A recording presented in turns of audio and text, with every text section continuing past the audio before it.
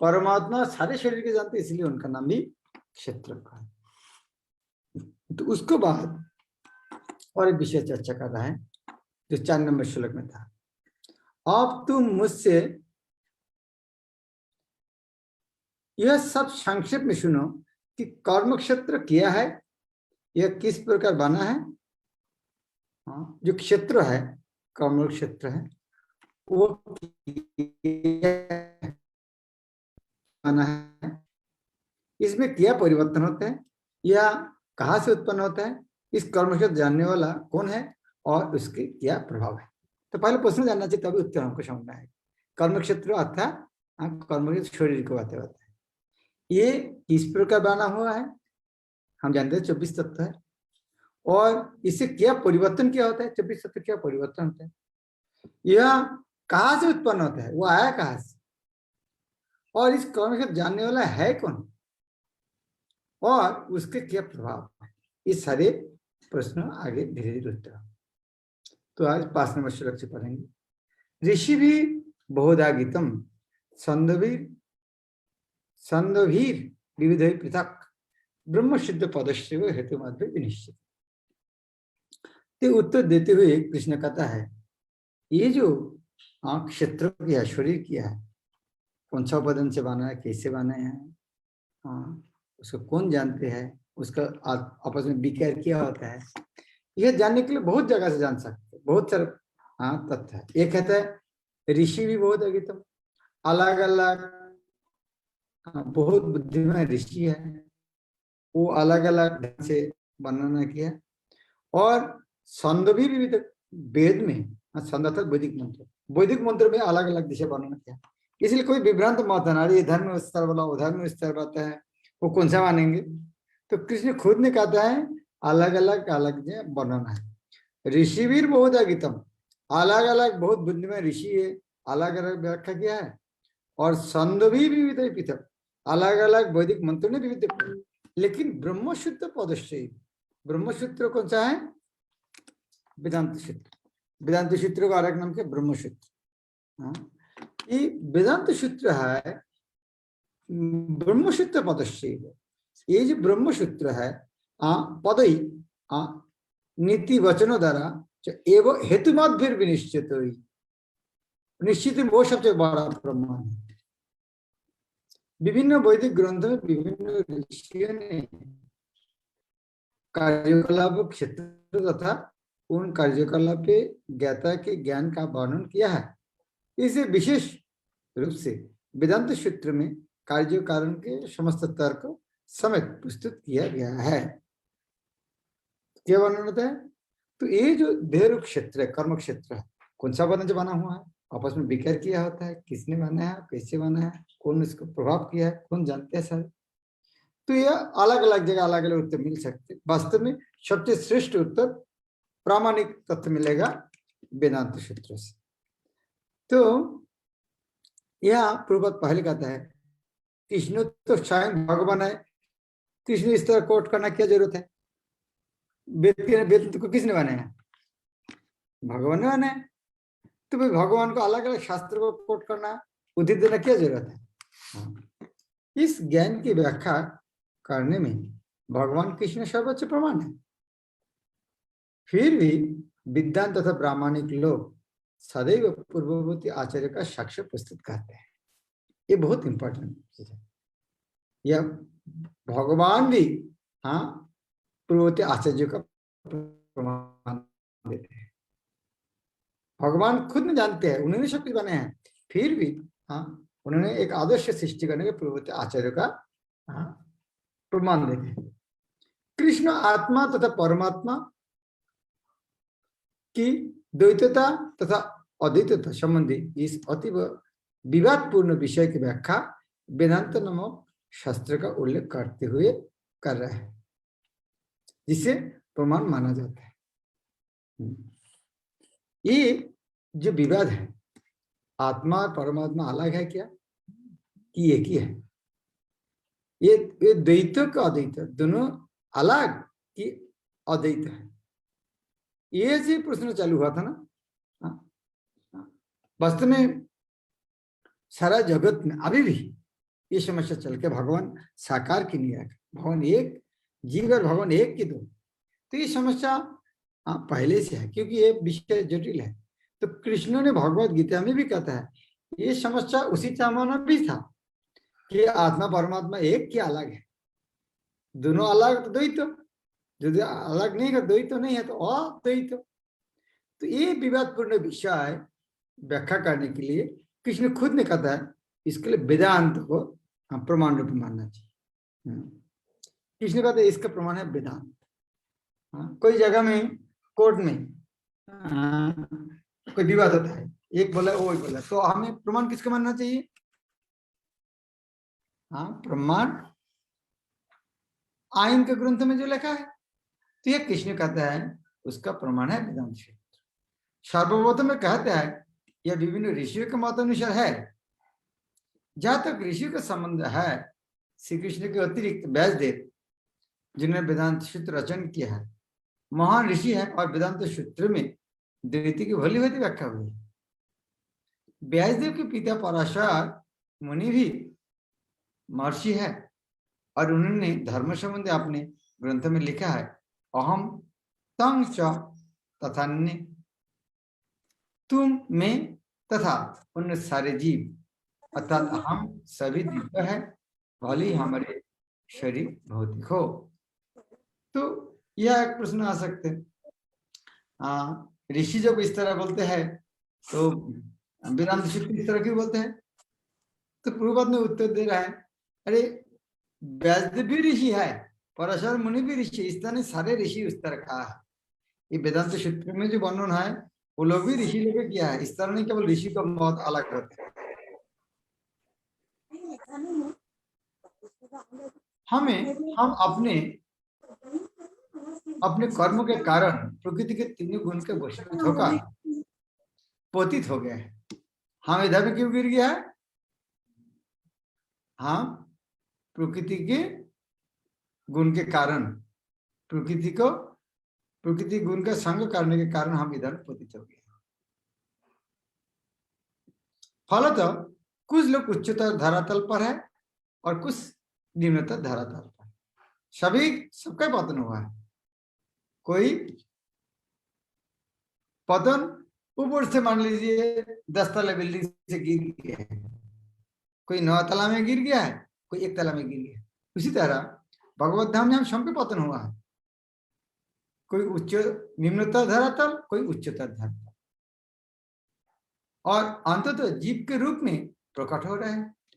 किंतु परमात्मा जो अच्युत है, तीनों गुणों से अदूषित और दिव्य है। इसी प्रकार मूल वेदों में विशिष्ट कठोपनिषद में आत्मा परमात्मा तथा शरीर मूल वेदों में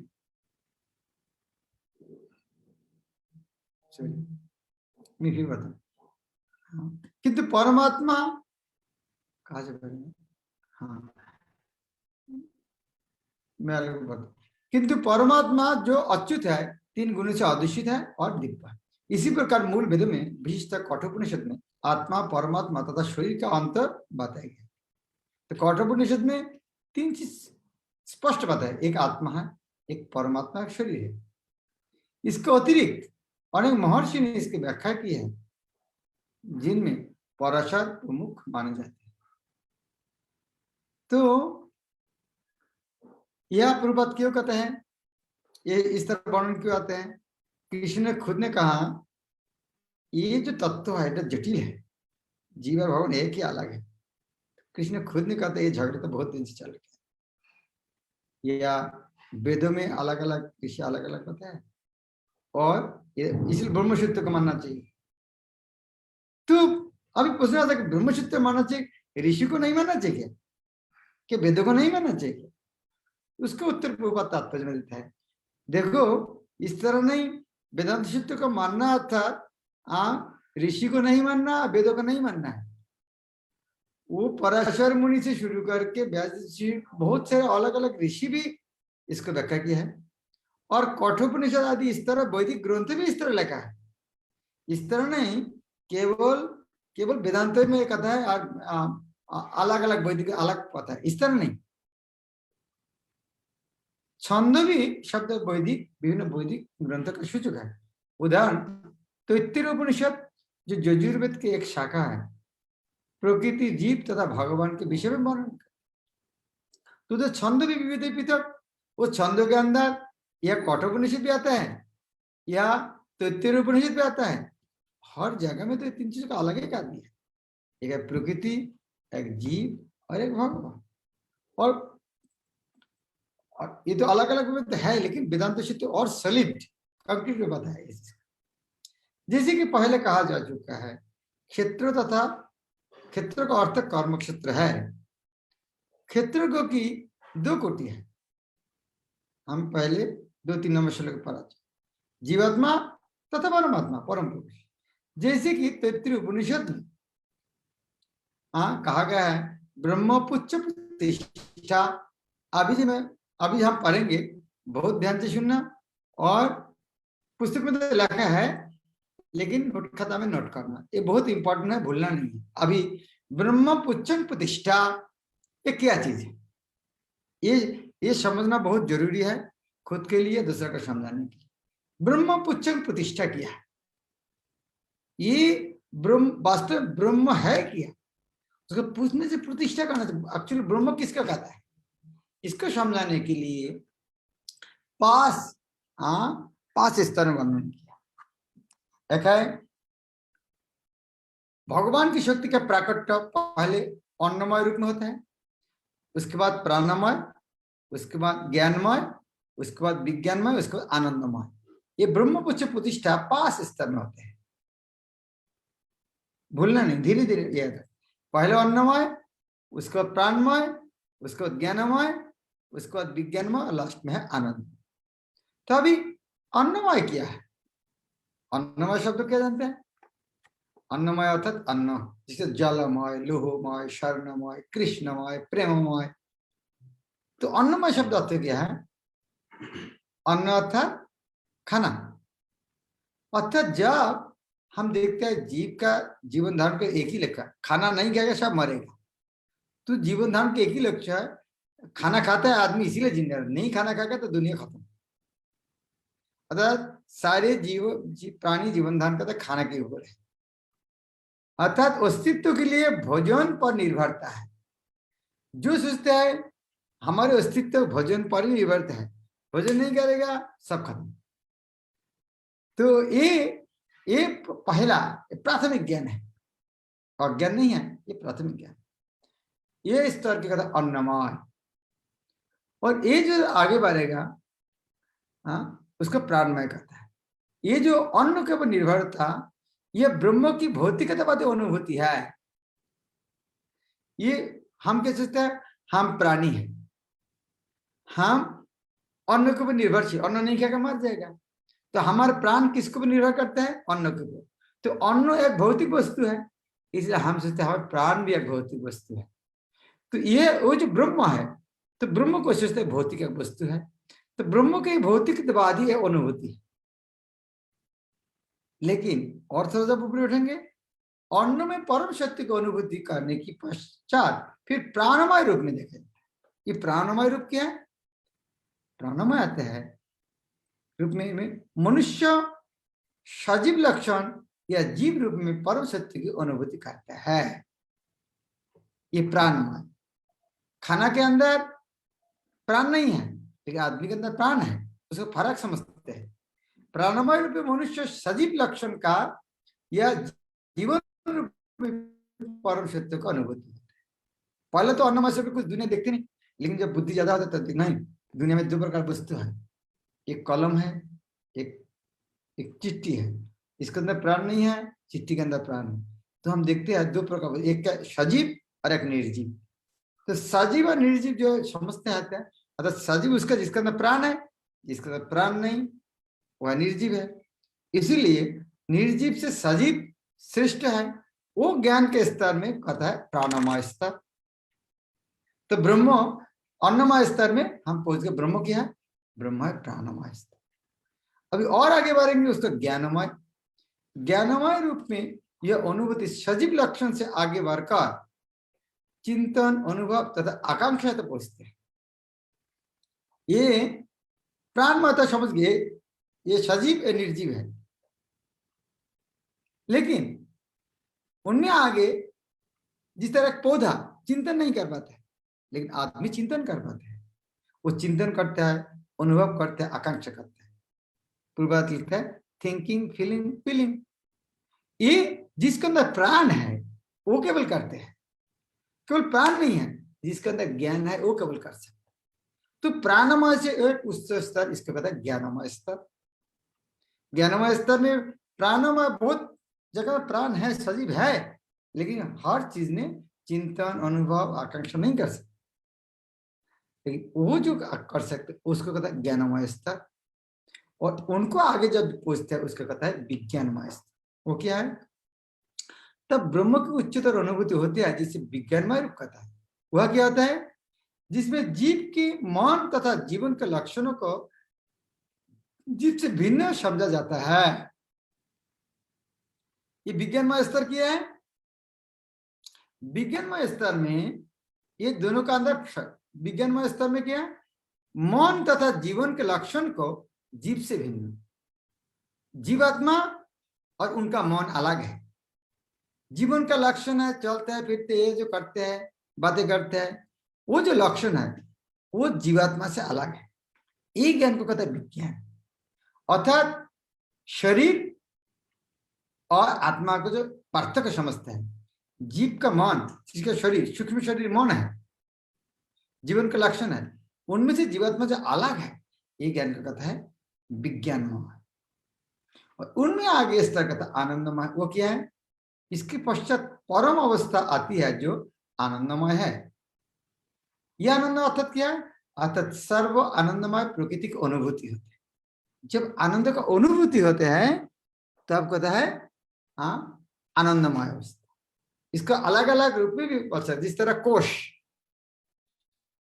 शरीर का सेल कोश बोलते हैं ना, इस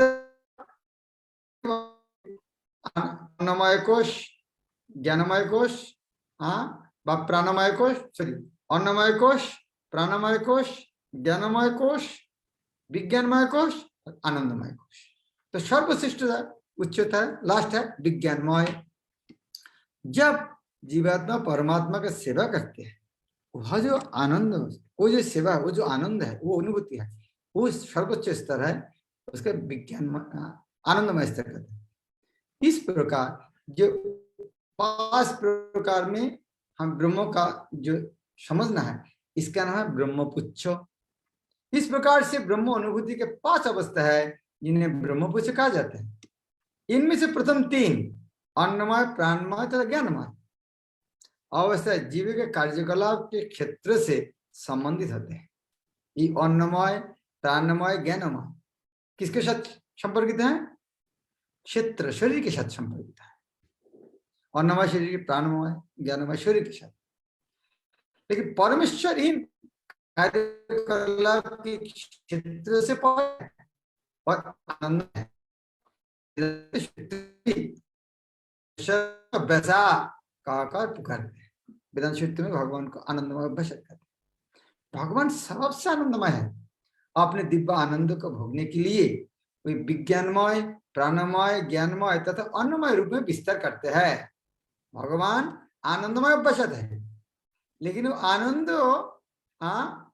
को भोगने के लिए उन्होंने विज्ञानमय, प्राणमय, ज्ञानमय, अन्नमय रूप में विस्तार करते हैं।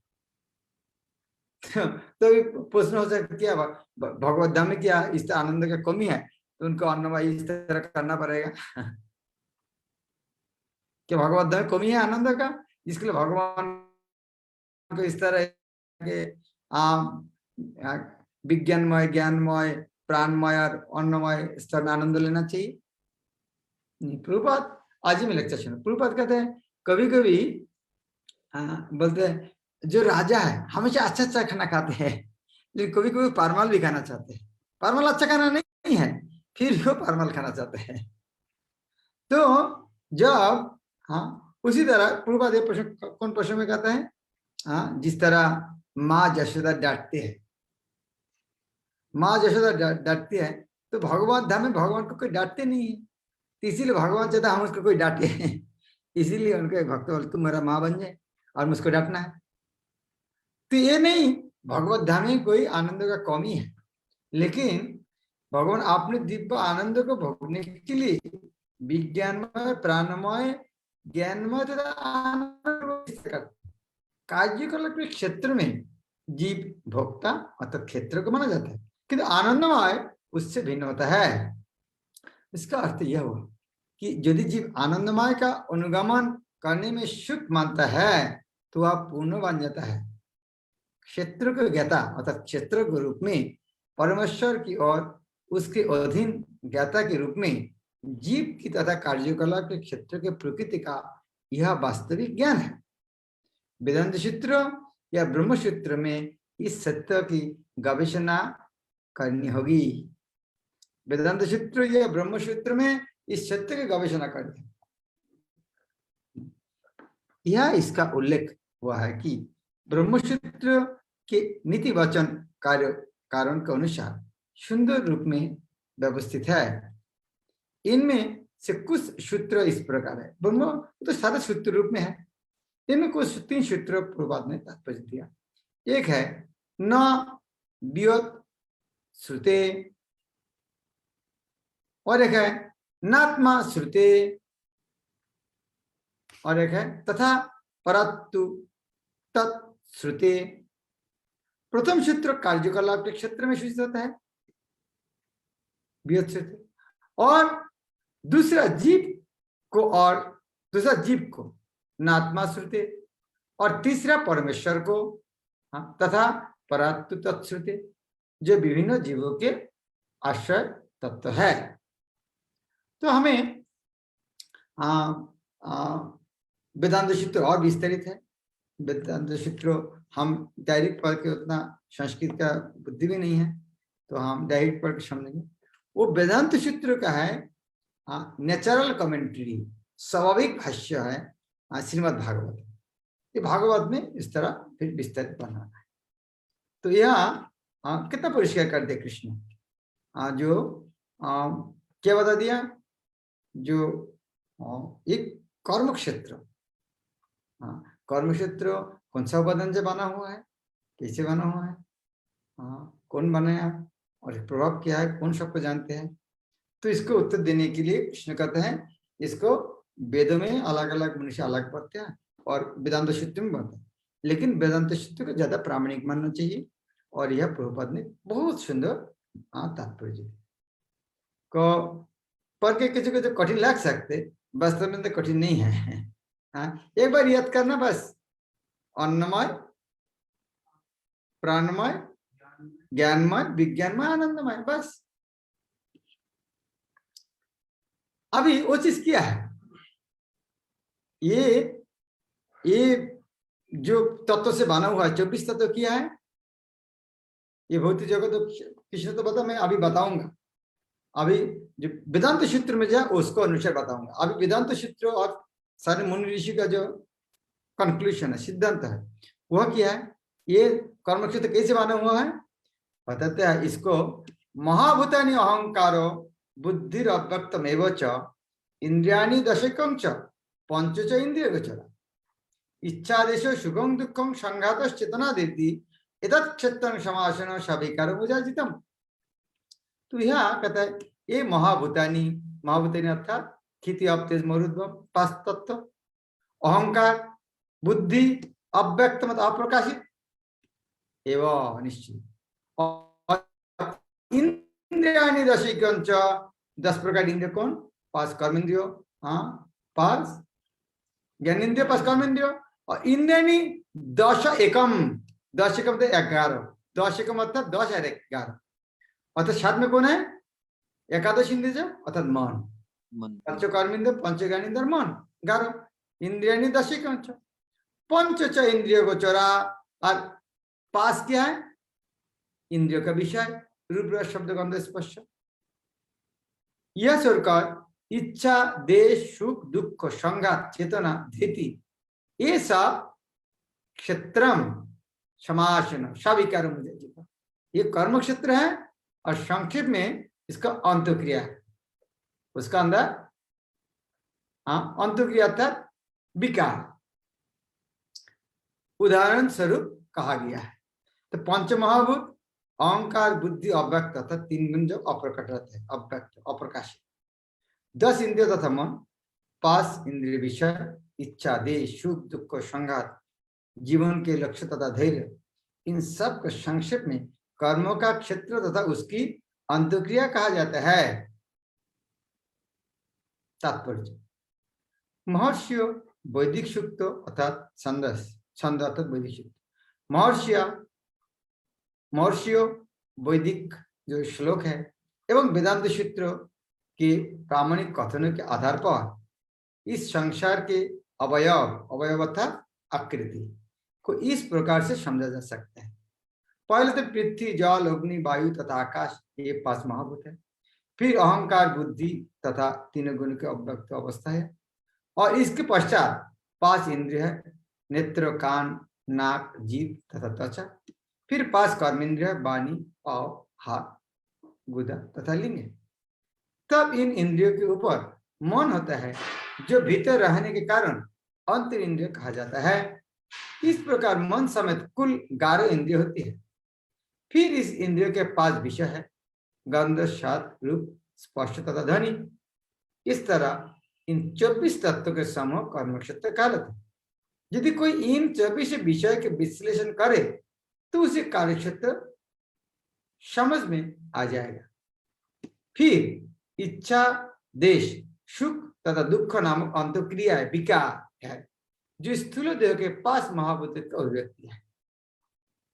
तो इसका अंदर क्या होता है? जब विकार होता है, इच्छा, और आके गुलाब जामुन को देखिए, क्या चीज, तो विकार होगी। गुलाब जाम और आग दोनों के एक साथ होने से दोनों के अंदर विकार हो गया, हमें खाना चाहिए। तो उस तरह ये इंद्रियों का विकार क्या था? इच्छा, देश, सुख, दुख नामक अंतक्रिया अर्थात विकार है, जो स्थूल देह का 5 महाभूत का अभिव्यक्ति है।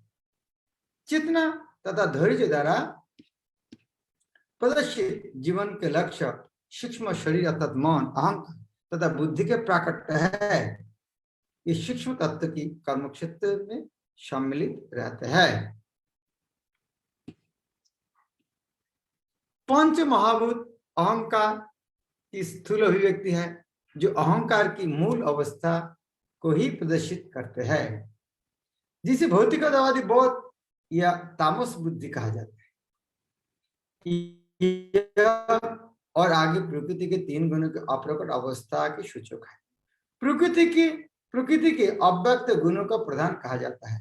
ये लाइन महामंत्र का याद रखना है, भूलना नहीं। बहुत बार हमारे डिस्टर्ब होता है, प्रधान किया है। ये लाइन जीवन में कभी नहीं भूलना है। प्रधान किसको कहता है? प्रकृति के अव्यक्त गुणों का प्रधान कहा जाता है। प्रकृति का अव्यक्त गुण क्या है? प्रकृति का गुण जब अप्रकाशित रहता है उसका नाम है प्रधान।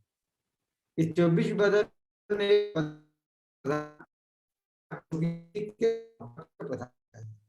जो व्यक्ति इन 24 तत्वों को उनके विकार समेत जानता रहता है, उसे विस्तार से दर्शन का अध्ययन करना चाहिए। भगवद गीता में केवल सारांश दिया गया है। शरीर इन समस्त तत्व की अभिव्यक्ति है। शरीर में 6 प्रकार के परिवर्तन होते हैं। यह उत्पन्न टिकता है, संतान उत्पन्न करता है और अब क्षीण होता है और अंत में समाप्त हो जाता है। अतः क्षेत्र अस्थायी भौतिक वस्तु है, लेकिन क्षेत्र का ज्ञाता क्षेत्र भी इससे भिन्न रहता है। अभी हमें क्या देखा यहाँ पर? 24 तत्व किया है और 24 तत्व साथ में विकार भी बन। ये विकार क्या था? इच्छा, देश, सुख, दुख, संघर्ष, चेतना।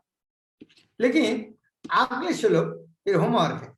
अगले श्लोक में उस तरह लगते हैं, लेकिन उसको विकार कहता है, इसको ज्ञान कहता है। क्यों? ये होमवर्क है। आगे काल जो श्लोक पढ़ेंगे, विनम्रता, दमनता, अहिंसा, सहिष्णुता, सरलता, प्रामाणिक गुरु के पास जाना, पवित्रता, स्थिरता, आत्मसंयम, इंद्रिय दीप्ति के विषय का परित्याग, अहंकार का अभाव, जन्म मृत्यु, वृद्धावस्था तथा रोग के दोषों की अनुभूति, वैराग्य, संतान, स्त्री घर तथा अन्य वस्तु के ममता से मुक्ति, अच्छी तथा बुरी घटनाओं के प्रति समभाव, मेरी प्रति निरंतर अनुभूति, एकांत स्थान में रहने की इच्छा, ये भी इच्छा है, लेकिन ये इच्छा ज्ञान है और वो इच्छा विज्ञान है। जन्म समय से बिलगाव, आत्म साक्षात्कार की महत्वता को स्वीकारना तथा परम सत्य के दार्शनिक खोज, इन सब को मैं ज्ञान घोषित करता हूं। इसको ज्ञान बोलते हैं। ये जो विष है इसका नाम है ज्ञान, और इसको अतिरिक्त जो कुछ है वो सब अज्ञान। तो एक मेरा आज हमारा होमवर्क है, इसको ज्ञान कहता है, और उसके पिछले जो था इच्छा उसको कहता है प्रकृति के विकार। यह ज्ञान हो विकार क्यों, ये हम हमारे कल आंसर देंगे।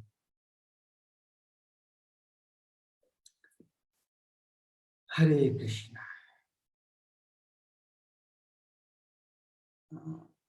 ओके, हाथ उठाया कि पति का अभी हाथ उठाया।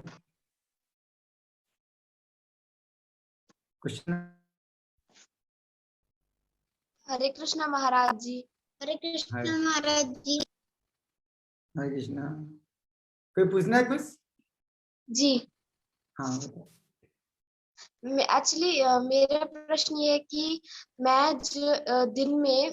एक दिन में पांच जपमाला करती हूँ, और संडे के दिन क्योंकि मैं फ्री रहती हूँ तो फिर 16 जपमाला कर लेती हूँ। बहुत अच्छा। पर फिर भी कभी कभी मेरा जो माइंड है ना वो इधर उधर जो है मटेरियल चीजों में वो हो जाता है डिस्ट्रैक्ट। लेकिन पहले से कम हो गया ना? हाँ, तो धीरे धीरे कम हो जाएगा।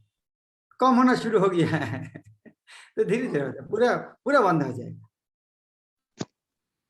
अर्थात सही रास्ता में चल रही है, रास्ता सही है, गलत नहीं है।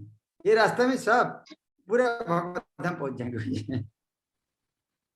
ठीक है, थैंक यू, बहुत अच्छा प्रश्न। ओके, श्याम शका प्रभु।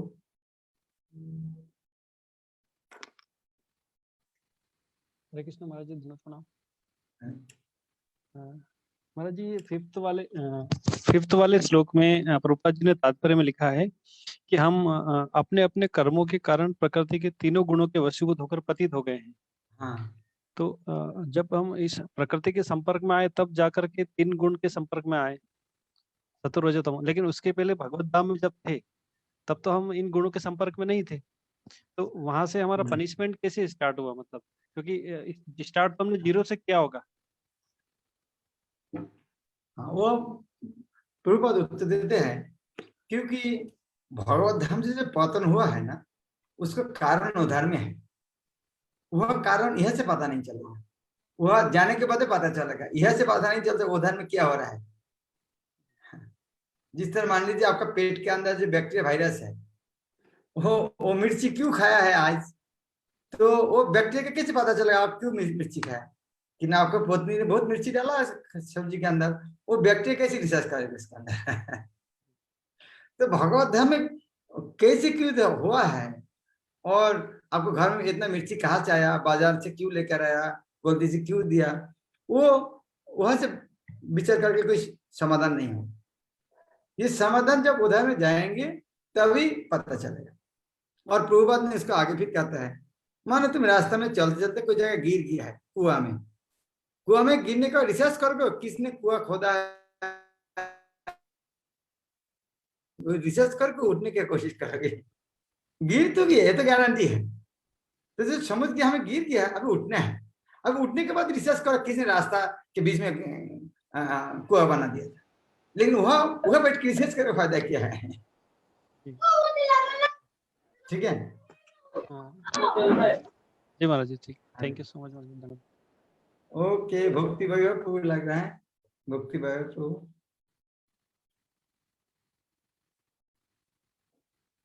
भक्ति वैभव को हाथ उठा।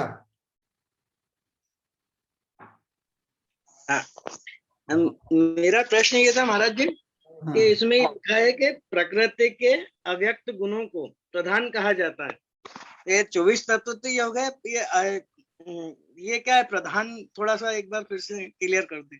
हाँ, ये 24 तत्व, 23 तत्व और प्रधान 24 नंबर तत्व। ये जो अलग अलग जो 23 तत्व है ना, हमेशा प्रकाशित नहीं रहते हैं। जिस तरह माने आपको जो बिल्डिंग है, वो जो बिल्डिंग बना है ना, बिल्डिंग बनाने के पहले सारे उस तरह नहीं था पहले। वो मिट्टी अलग था, पत्थर अलग था, ये अलग रूप था। इसको बनाने के बाद वो अलग रूप था। उसी तरह जिस तरह में शरीर जीवात्मा होने के कारण ये इसके अंदर क्या होता है, नाक, कान और ये क्या है, रूप, रस, शब्द, गंध, स्पर्श सब आ रहा है। लेकिन ये शरीर जब नहीं बना था, वो बदन कहाँ था? अच्छा, वो जगह से लेके तो बदन बनाया। लेकिन ये शरीर बनाने के पहले जहां पे थे वो चीज, सारे उपादान, वो स्थिति में तो अप्रकाशित था। वो सारे उपादान उसके अंदर में था, लेकिन प्रकाशित नहीं, अप्रकाशित था। वो अप्रकाशित अवस्था में उसको एक अलग एक उपादान कहा जाता है, उसका नाम है प्रधान। क्लियर? शरीर मिलने के बाद सब तब तो एक हो जाता है। सब एक कैसे होते हैं? आपका हाथ और पैर एक हो जाता है क्या? नहीं, मतलब प्रधान मतलब जो है इस टाइप का, जैसे बनने के बाद मतलब सब एक में एक उसका नाम। जिस तरह आपका शरीर बनने के लिए मिट्टी जल से बना, सारे मिट्टी आपका शरीर में आ गया क्या? मिट्टी अलग नहीं, दूसरी जगह में। आपका शरीर जो जो उपादान से बना हुआ है, 23 उपादान से, वो उपादान तो कोई जगह में था ना, अभी भी है। वहां से कुछ उपादान लेके आपका शरीर बना है। तो वो जो जहां पर था, जो अभी दिखाई नहीं दे रहा है, वो उपादान और अप्रकाशित अवस्था, वहां से उसका नाम है प्रधान। हरे कृष्णा, दंडवत प्रणाम।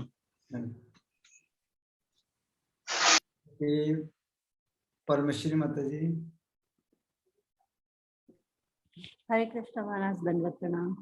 महाराज, जैसे ये चैप्टर का नाम है प्रकृति, पुरुष तथा चेतना, तो प्रकृति ये जो मटेरियल नेचर के बारे में है। हाँ, जो ये टॉपिक है, चैप्टर का नाम है प्रकृति, पुरुष तथा चेतना, तो ये जो प्रकृति है ये मटेरियल नेचर के बारे में कहा गया है।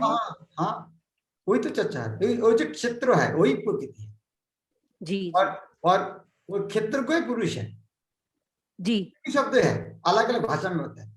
जी जी जी। ये प्रकृति क्षेत्र है और पुरुष क्षेत्र है। जी, एक ही बात है। जी जी, थैंक यू महाराज। हरे कृष्णा। पियाली माता जी। हरे कृष्ण महाराज, कल के क्लास से एक सवाल है, यथार्थ का मीनिंग थोड़ा समझा दीजिए। किसका? यथार्थ। यथार्थ। हाँ, यथार्थ। हाँ, यथार्थ means as it is. Hindi शब्द यथार्थ, एज इट इज। यथार्थ एज इट इज। और एक सवाल करने की यहाँ पे कल के क्लास से है, बद्ध जीव और ज्ञाता। बद्ध जीव तो कंडेंस सोल की बात कर रहे हैं, तो ज्ञाता का मीनिंग क्या है? ज्ञाता ज्ञाता अर्थात जानने वाला है, ज्ञाता अर्थात तो जानते हैं। बौद्ध जीव जो भी बौद्ध है वो तो कुछ ना कुछ तो जानते हैं, क्या हो रहा है कि नहीं हो रहा है। ज्ञाता अर्थात जो ज्ञान के बारे में जानते हैं, उसको ज्ञाता कहते हैं। Thank you Maharaj. ओके, देव कृष्ण प्रभु।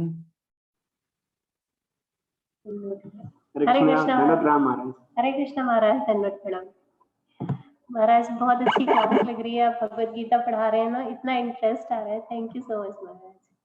गीता मेरा छूटा तो इसलिए शायद मैं पूछूंगी, तो हो सकता है कि आपको लगे आप बता चुके हैं, फिर भी मैं पूछ रही हूँ।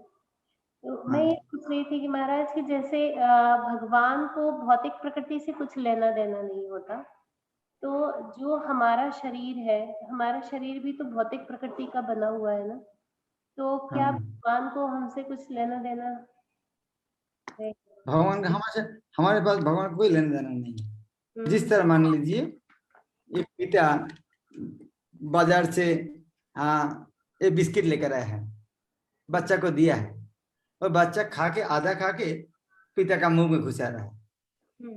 तो वो पिता वो बिस्किट के लिए भूखा नहीं है, वो पिता नहीं खाएगा तो बच्चा दुखी होगा। तो इसलिए बच्चे को आनंद देने के लिए पिता खा के हंसते हैं, वाह कितना अच्छे, कोई जीवन में खाया नहीं। तो उसी तरह भगवान हमको आनंद उद्धार करने लाते हैं। भगवान को ये टॉयलेट है, टॉयलेट में कौन जाते हैं? बहुत जगह टॉयलेट है, कोई नहीं आना चाहता, लेकिन कोई बच्चा वहां गिरा है तो पिता को जाना पड़ता है धर्म उद्धार करने के लिए। और थैंक यू महाराज। और दूसरा क्वेश्चन ये था कि क्या हमारे जीवन में आने वाले सुख और दुख निश्चित होते हैं कि इतने ही आएंगे, या वो हम जैसे जैसे कर्म करते जाएंगे उस तरह से हमें मिलते जाएंगे?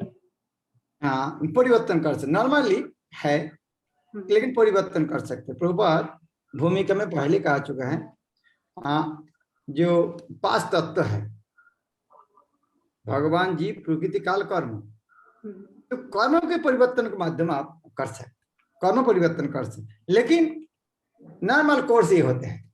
जिस तरह रोज सूरज उठते हैं, शाम होता है, लेकिन आप उसके अंदर एक्टिविटी चेंज कर सकते। रोज आप 4 बजे की जगह आप 3 बजे भी उठ सकते, तो कर्म आप परिवर्तन कर सकते। लेकिन जो हमारे लिए जो निश्चित होना ही है, स्वाभाविक उस तरह चलेगा, लेकिन आप जिस रास्ता है वो रास्ता में आप चल सकते, लेकिन आप वो रास्ता नहीं चल, दूसरा जमीन से चल सकते। नॉर्मल कोर्स है वो है, लेकिन एक कृष्ण भक्ति का बनता है, हमारे रास्ता को चेंज करना है, कृष्ण के बदले के जाना। यस महाराज। तो महाराज जैसे प्रभुपाद बोलते हैं कि जैसे दुख अपने आप आते हैं, तो सुख के लिए भी हमें उतना प्रयत्न करने की जरूरत नहीं है, वो भी अपने आप आएंगे। हाँ। तो महाराज इसको ना प्रैक्टिकली कि हम दुखों में विचलित ना हो, इसको प्रैक्टिकली हम कैसे प्रैक्टिस करें? ज्ञान के माध्यम, जिस तरह मान लीजिए रात हो गया है, रात को डर लगते हैं, लेकिन ज्ञान जब हो जाएगा, अरे 2 घंटा बाद तो सूरज उठ रहा है, रोने के क्या फायदा क्या है? रोने से कोई फायदा नहीं है। अभी 2 घंटा सो जाओ, 2 घंटे बाद देखो सूरज उठ गया है।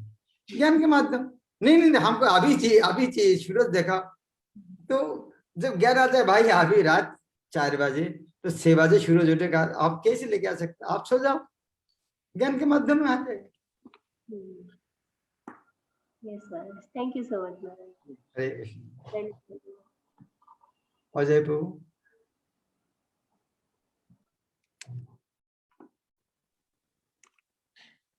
हरे कृष्ण महाराज, दंडवत प्रणाम महाराज। महाराज वो आपका इंटरनेट या मेरे साथ इंटरनेट का कुछ प्रॉब्लम होगा। जब आपने प्रधान कहा था, आपने कहा था लिख लेना इसको, बहुत इंपॉर्टेंट है ये, तो उस समय महाराज आवाज चला गया था आपका। तो आप प्रधान के बारे में उस समय क्या बता रहे थे महाराज? प्रधान अर्थात ये प्रकृति के जितना उपादान है, ये अप्रकाशित अवस्था है। अब ये 24 उपादान है, जगत तेरी है, तो बाकी जो 23 उपादान जब प्रकाश नहीं होते हैं, वो अवस्था का नाम है प्रधान। 23 अवस्था का प्रकाश नहीं होता है महाराज। हाँ, जो 23 अवस्था का प्रकाश नहीं होता है, वो अवस्था का प्रधान कहते हैं। महाराज हमारे लिए इतना इम्पोर्टेंट क्यों है ये? मतलब मैं एक्चुअली समझा नहीं, क्योंकि ये एनालिटिकल स्टडी, विश्लेषणात्मक ज्ञान, हम कौन है, कहाँ से है, शरीर किससे बना हुआ है। जिस तरह जो 23 तत्व क्या है, हाथ, पैर, आँख, कान सब दिखाई दे रहा है, लेकिन हाथ पैर आया कहाँ से, पहले कहाँ से, ये उपादान कहाँ था? कोई ना कोई एक जगह में था जहां दिखाई नहीं दे रहा है। वो जो अप्रकाशित है, वो एक उपादान माना जाता है।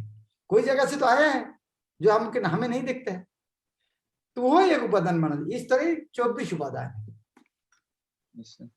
महाराज जैसे प्रभुपाद कहते हैं कि इच्छाओं के आधार पर भगवान इंद्रियां दे देते हैं, तो ये भी प्रधान का मतलब पार्ट है क्या महाराज? जैसे महाराज प्रभुपाद कहते हैं ना कि इच्छा के अनुसार भगवान इंद्रियां दे देते हैं। इतना पढ़ने के बाद इस तरह प्रश्न करके चले पूरे, ये तत्व में वही बताया क्या? इच्छा उसके अंदर आता है क्या? 24 तत्व के अंदर इच्छा, चेतना, धीरे कितना क्लियरली बता दिया, उसका विकार है। 24 तत्व के अंदर कैसी इच्छा आता है? थैंक यू महाराज। चंद्रकांत।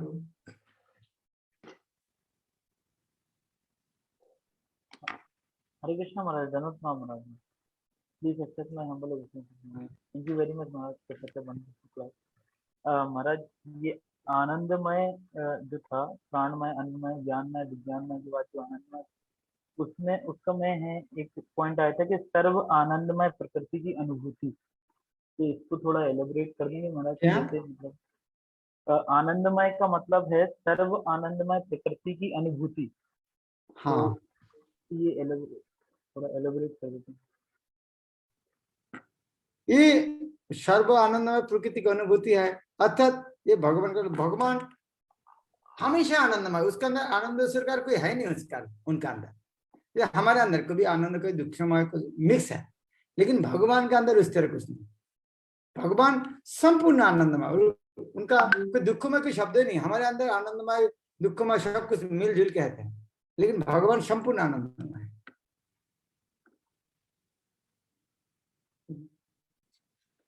ओके, आस्था। हरे कृष्ण महाराज, दंडवत प्रणाम। महाराज आज की क्लास ये तो क्वेश्चन नहीं था, लेकिन जनरल क्वेश्चन है कि महाराज how can I increase my reading hours?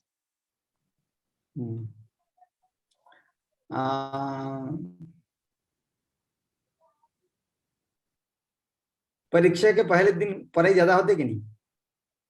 Yes महाराज। तो उसी तरह हमें वो इम्पोर्टेंस समझना चाहिए कि काल परीक्षा, आज कितना पढ़ना कितना जरूरी है। उसी तरह शास्त्र पढ़ना कितना जरूरी है, उसको समझना बहुत जरूरी है। और खास करके जो ज्यादा पढ़ते हैं ना, उनके साथ संग करने, उनके पास 2-4 टिप्स लेने से अच्छा है। जो ज्यादा पढ़ते हैं उनके साथ बोलते हैं आपको कैसे, आपको इतना पढ़ाई रुचि कहाँ है, तो उनके पास कुछ टिप्स लेंगे तो और अच्छा है। ठीक है? यस महाराज। ओके महाराज। महाराज कुछ दिन, हाँ, यस महाराज कुछ दिन तो जोश रहता है, मतलब पढ़ते, लेकिन उसके बाद मतलब बहुत लो हो जाते हैं फिर रीडिंग्स, कभी हो रही होती कभी नहीं, तो फिर वो सबके साथ होता है, फिर शुरू करना पड़ेगा। सबके साथ नहीं, शुद्ध भक्त के साथ नहीं होता, हमारे साथ सबके साथ होते हैं। फिर चालू करना पड़ेगा। यस महाराज। ओके, और कोई हाथ मत उठाना, जो हाथ काफी है। विषय का प्रिय मत है।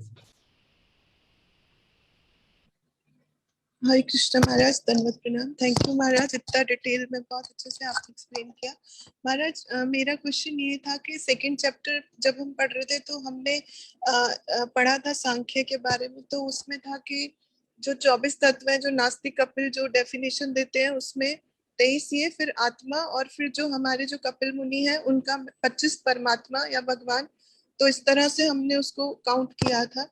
तो महाराज अभी इसमें हम 24 जो है 24वां तत्व प्रधान काउंट कर रहे हैं, तो इसको कैसे समझे महाराज?